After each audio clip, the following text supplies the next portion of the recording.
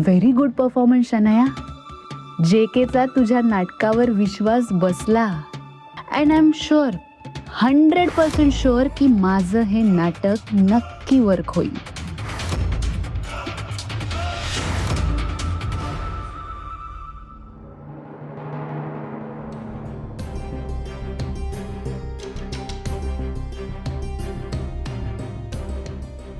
राज,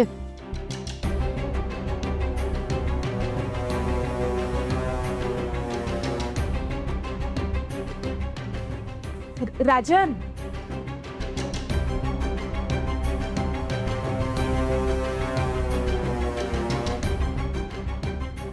राजन,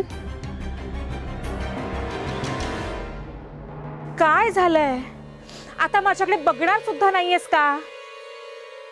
अरे बोल ना. तू हीच ट्रीटमेंट डिझर्व करतेस. काय बोलशील आता? तुला काय गरज होती का अनुच्या जॉब बद्दल विषय काढायची? अच्छा, त्याचा राग आलाय तुला? तुझ्या अनुवहिनीविषयी वाईट वाटतंय तुला? लक्षात ठेव सीमा, अनुच्या मेहरबानीमुळे तू या घरात आहेस. माझं जर डोकं फिरलं ना तर पुन्हा एकदा तुला या घराबाहेर काढायला मागे पुढे बघणार नाही मी. मी पण बघते ना मला कोण कसं घराबाहेर काढतं ते.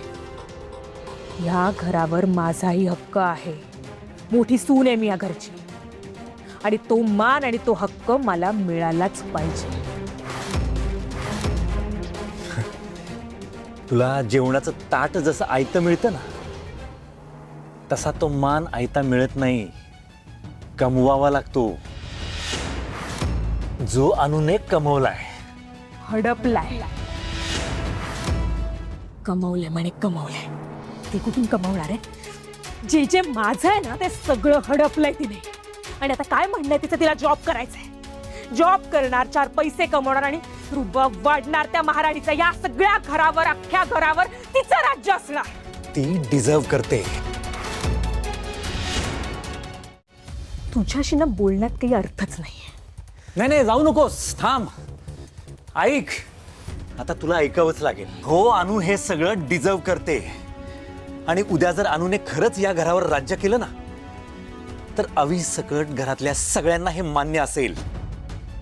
कारण अनुने एकटीने या घरासाठी जे केले ना ते आपण सगळ्यांनी मिळून सुद्धा नाही केले.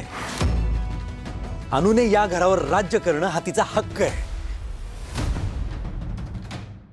आणि तिला जर तिचा हक्क मिळाला ना तर माझ्या इतका आनंदी दुसरं कोणी नसेल सीमा.